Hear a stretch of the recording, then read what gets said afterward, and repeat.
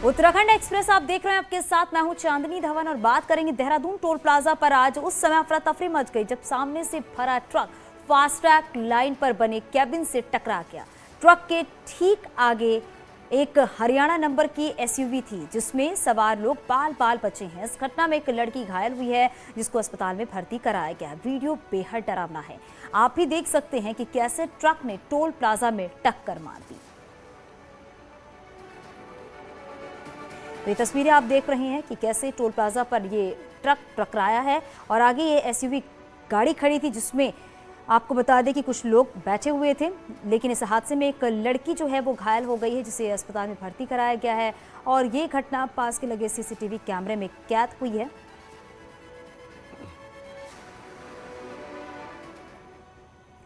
किच्छा के हल्द्वानी रोड पर ट्रक ने बाइक और स्कूटी को टक्कर मार दी। हादसे में 2 लोगों की मौके पर मौत हो गई जबकि गंभीर रूप से घायल एक व्यक्ति को सुशीला तिवारी हॉस्पिटल हल्द्वानी में भर्ती कराया गया है। घटना के बाद चालक ट्रक लेकर फरार हो गया है। मृतकों में एक व्यक्ति शमशाद किच्छा और दूसरा रामजीत रुद्रपुर का रहने वाला है। शुक्रवार की रात दोनों लोग शांतिपुरी क्षेत्र से किच्छा की ओर आ रहे थे और हादसे का शिकार हो गए।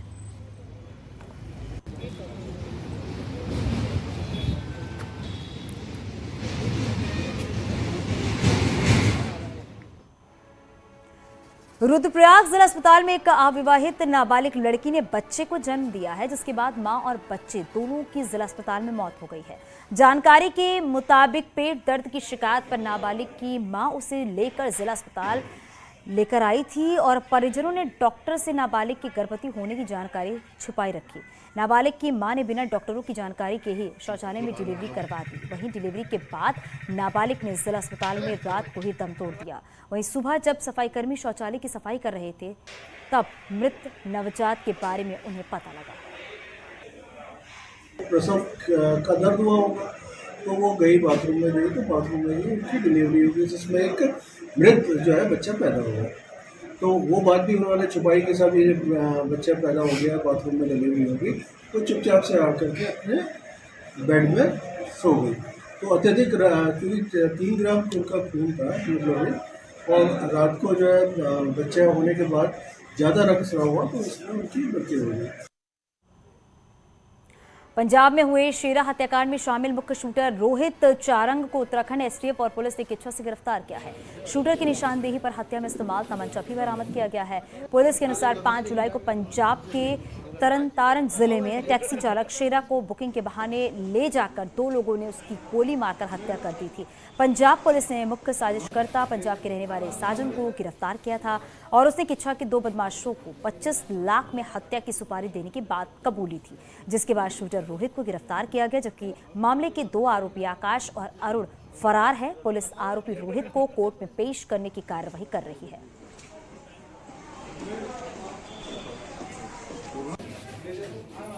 देखिए, पंजाब में 5 जुलाई को एक घटना हुई थी जिसमें एक टैक्सी ड्राइवर शेरा नाम के व्यक्ति की हत्या कर दी गई थी। तो उसमें वहाँ पे तरन तारन में इसके मुकदमा भी दर्ज हो रखा है। तो इसमें कल हमें मुखबिर की सूचना मिली थी और इसमें फिर किच्छा पुलिस के साथ संयुक्त रूप से कार्रवाई करी गई और उसमें जो एक मेन शूटर था इसमें कॉन्ट्रैक्ट किलिंग का, उसको गिरफ्तार किया गया। उत्तराखंड में एक राज्य से काम करने आने वाले लोगों को अब अपने इलाके में स्थित पुलिस थाने से कैरेक्टर सर्टिफिकेट साथ लेकर आना होगा। इसके साथ ही एक एफिडेविट भी अपने बारे में देना होगा। दरअसल बाहरी राज्यों के लोगों के आपराधिक घटनाओं में संलिप्तता देखने को मिली है, लिहाजा पुलिस ने ये फरमान निकाला है। वहीं पुलिस के नए आदेश के बाद अब दूसरे राज्य से आने वाले मजदूर का दिक्कत होने की बात भी कर रहे हैं। हालांकि राज्य में अपराधों को रोकने के लिए इसे बड़ा कदम भी माना जा रहा है। देखिए, हमने 2 चेंजेस किए हैं। वो चेंजेस ये हैं कि एक तो उसे एफिडेविट देना होगा क्योंकि वो झूठी सूचनाएं दे देता था और हम पे वेरिफिकेशन आता नहीं था। बहुत सारे स्टेट्स खासकर ईस्टर्न इंडिया में बंगाल, बिहार, झारखंड, वहाँ से वेरिफिकेशन आता नहीं था। तो एफिडेविट देगा तो झूठा होगा तो हम उस पर मुकदमा दर्ज कर सकते हैं। हरिद्वार में कांवड़ मेले के दौरान टला बड़ा हादसा। पुष्प वर्षा कर रहे हेलीकॉप्टर के पंखे से उलझी पॉलिथीन। शुक्रवार को हर की पैड़ी पर हो रही थी हेलीकॉप्टर से पुष्प वर्षा। पॉलिथीन के पंखड़ी से लिपटने पर हो सकता था बड़ा हादसा। तस्वीरें आपके टीवी स्क्रीन पर है।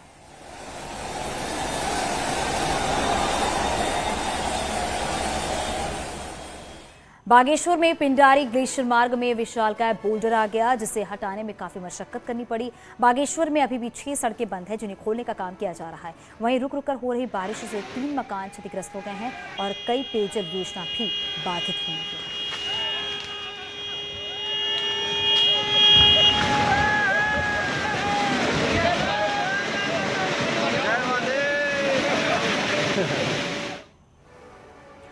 एक तरफ सीएम पुष्कर सिंह धामी अवैध अतिक्रमण के खिलाफ एक्शन में है, तो दूसरी तरफ उन्हीं के पार्टी के सीनियर नेता तरुण विजय ने सरकार पर दरगाह बनाने का आरोप लगाते हुए सवाल खड़े किए हैं और 100 साल से ज्यादा पुराने देहरादून के रेंजर्स कॉलेज की दरगाह पर सवाल उठाकर तरुण विजय ने नया बवाल मचा दिया है। अब पूरे प्रदेश में अवैध अतिक्रमण पर एक्शन होगा, ये संदेश मुख्यमंत्री पुष्कर सिंह धामी दे चुके हैं।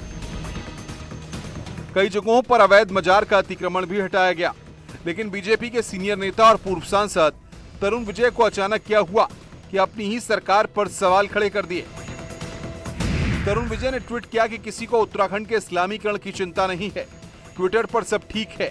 उत्तराखंड सरकार ने रेंजर्स कॉलेज में दरगाह बनाई, सब नियम से हटकर अलग एंट्रेंस दिया। फॉरेस्ट डिपार्टमेंट के प्रोडक्शन में इस्लामीकरण क्या करें।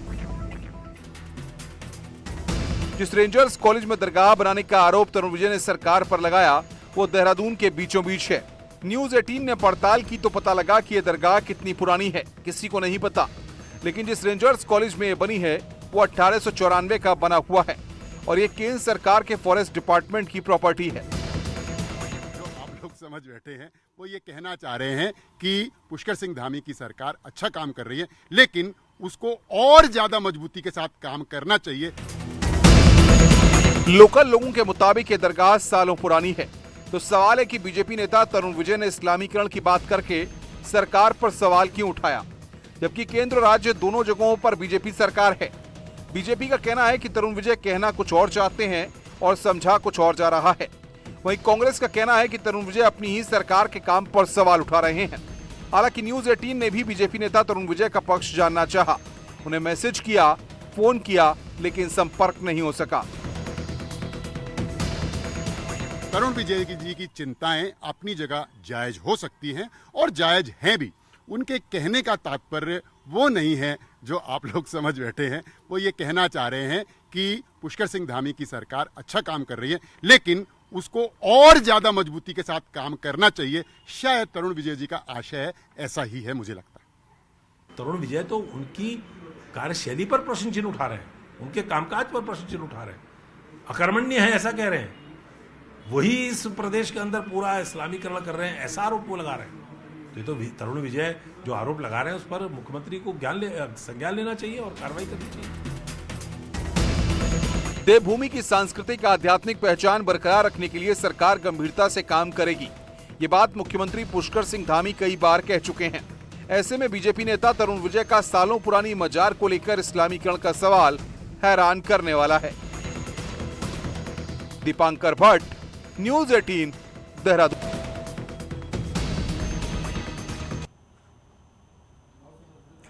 राष्ट्रपति चुनाव में किसी एक कांग्रेस विधायक की तरफ से क्रॉस वोटिंग गंभीर अपराध है और ये कहता है नेता विपक्ष यशपाल आर्य का कि कहना है कि प्रदेश प्रभारी ने रिपोर्ट देने को कहा है और जल्द इस मामले में हाईकमान को रिपोर्ट सौंपी जाएगी। नेता विपक्ष ने कहा है कि राष्ट्रपति चुनाव गुप्त वोटिंग हुई है, इसलिए अभी पहचान भले ही ना हो पाए, लेकिन भविष्य में ऐसा करने वाले की हरकतों पर, वर्किंग स्टाइल पर भी नजर रखी जाएगी। वहीं पूर्व प्रदेश अध्यक्ष नेता विपक्ष और मौजूदा विधायक प्रीतम सिंह का कहना है कि जिसने ऐसा किया है उसे खुद पार्टी छोड़ देनी चाहिए, वरना ऐसे लोगों के साथ पार्टी आगे कैसे बढ़ेगी।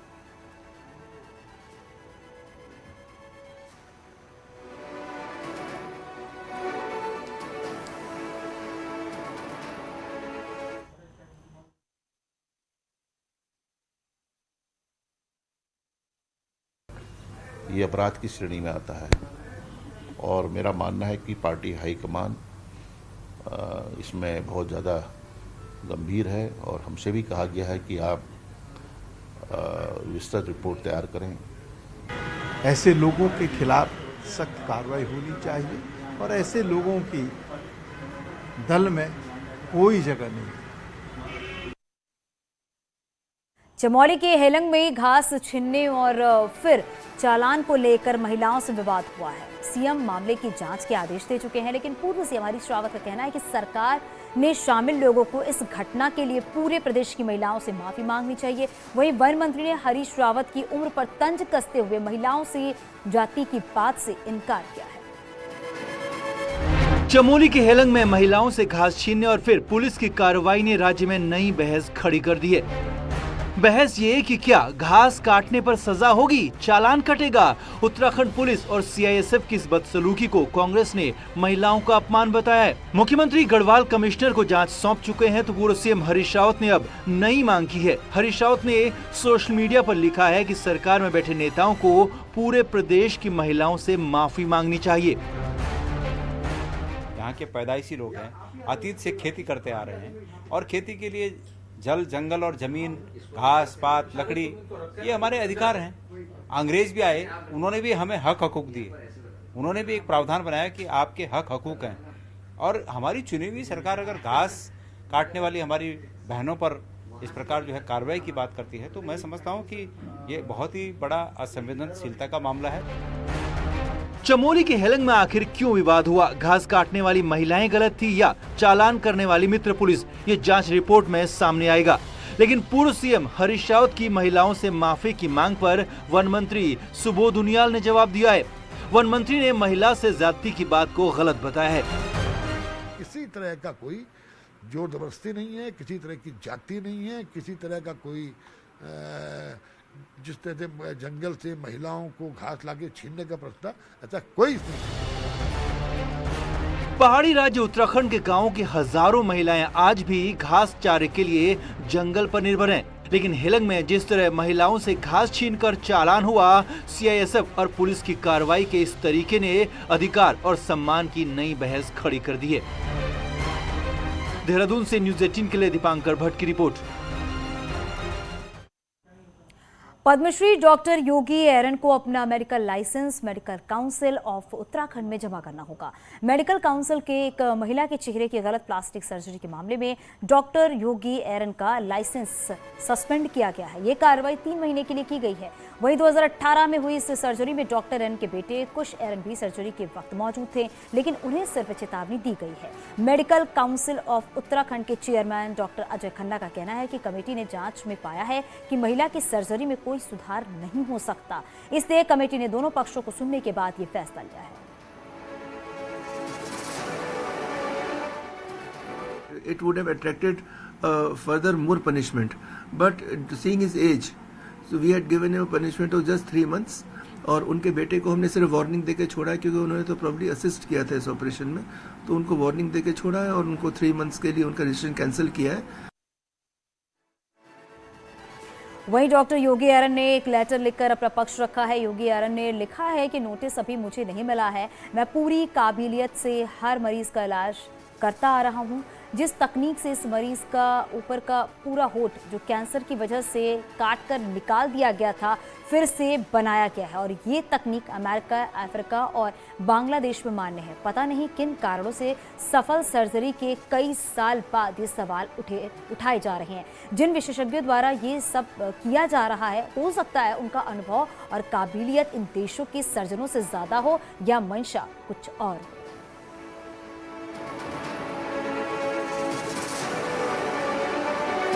उधम सिंह नगर में सितारगंज में विजिलेंस टीम ने किसान से 9,000 रुपए की घूस लेते हुए बंदोबस्त विभाग में पटवारी अशरफ वली को गिरफ्तार किया है। टीम आरोपी को हल्द्वानी लेकर रवाना हो गई है। दरअसल पटवारी ने शिकायतकर्ता किसान से दाखिल खारिज करने के नाम पर 15,000 रुपए की घूस मांगी थी, जिसकी एवज में किसान 6,000 रुपए दे चुका था, लेकिन पटवारी 9,000 रुपए लेने के लिए किसान पर दबाव बना रहा था, जिसके बाद किसान ने विजिलेंस से शिकायत की थी।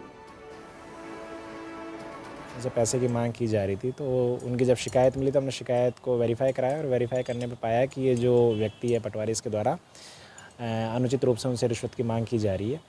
तो आज हमारी टीम ने ये जो पटवारी अशरफ अली, इनको 9,000 रुपये की रिश्वत के साथ में गिरफ्तार किया है। हम इसमें देख रहे हैं कि बाकी और कौन लोग संलिप्त हैं। रामनगर वन प्रभाग के अमतोली वन पंचायत के जंगल में एक महिला पर बाघ ने हमला कर उसे घायल कर दिया। घायल महिला को इलाज के लिए रामनगर अस्पताल में भर्ती कराया गया है। बताया ये जा रहा है कि महिला मवेशियों को चराने के लिए जंगल गई थी, तभी अचानक बाघ ने महिला पर हमला कर दिया और उसे घायल कर दिया। ज्यादा चोट तो नहीं आई ना? रामनगर में कॉर्बेट टाइगर रिजर्व में हिरन और तेंदुआ एक ही वाटर होल में साथ साथ अपनी प्यास बुझा रहे हैं। जहां एक वाटर होल में 2 सांभर और 1 गुलदार के साथ पानी पी रहे हैं। आश्चर्य की बात तो यह है कि इसमें गुलदार को देखकर सांभर डियर को कोई डर नहीं लग रहा है, तो तीनों आराम से यहाँ पानी पीते भी नजर आ रहे हैं। वहीं कॉर्बेट के अधिकारी इसे सामान्य बात बता रहे हैं।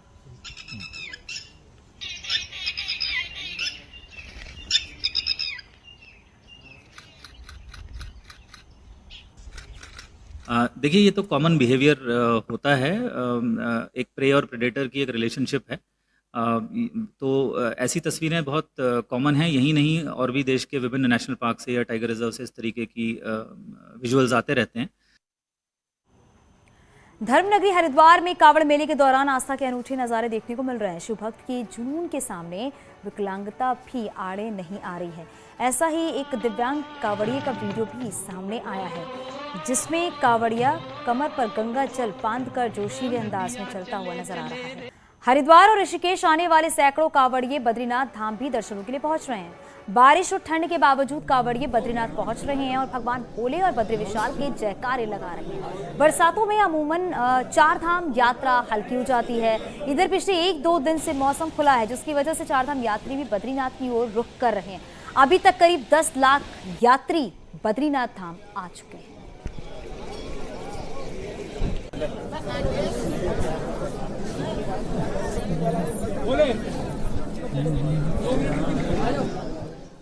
उत्तराखंड में कावड़ यात्रा अपने चरम पर है। हरिद्वार ऋषिकेश के बाद केदारनाथ तुंगनाथ होते हुए कावड़िए जल भरने के लिए बद्रीनाथ धाम भी पहुंच रहे हैं। वहीं रास्ते भर प्राकृतिक नजारों का दीदार भी कावड़िए कर रहे हैं और रुक रुक कर प्राकृतिक झरनों में स्नान भी कर रहे हैं।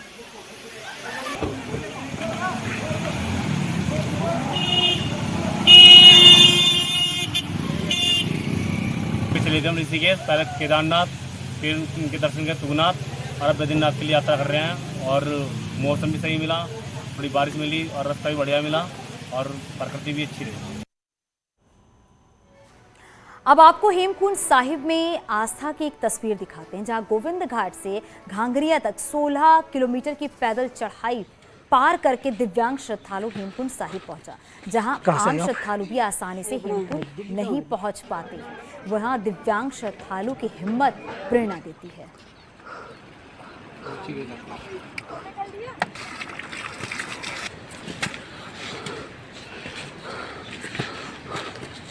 कहाँ से आए आप? अपना दिल्ली तो मेरी।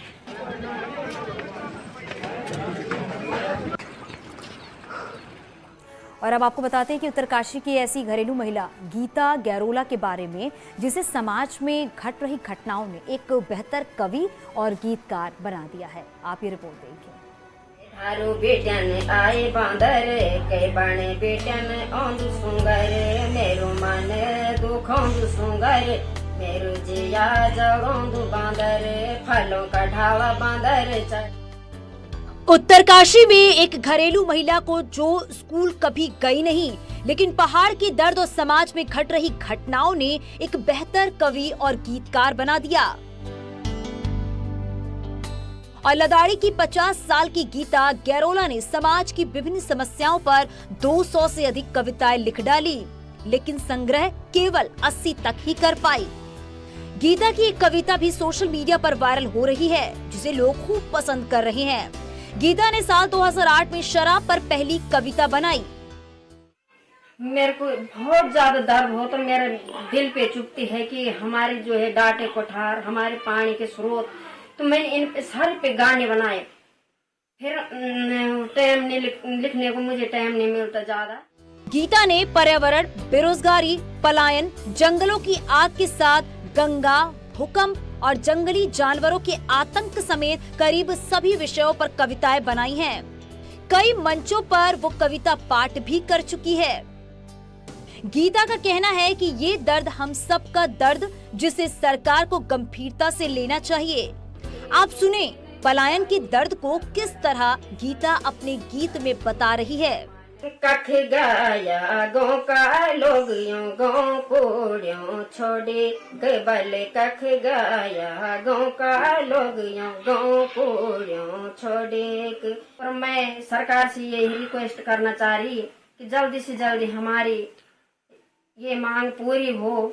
जो हर मांग हमारे दर्द भरी मांग है वो हर पहाड़ियों की है। गीता की कविता और गीत में पूरे पहाड़ का दर्द छलकता है, जो बताता है कि पहाड़ किस दौर से गुजर रहा है। यही वजह है कि गीता के गीत तेजी से वायरल हो रहे हैं। न्यूज़ 18 के लिए उत्तरकाशी से बलवीर परमार की रिपोर्ट।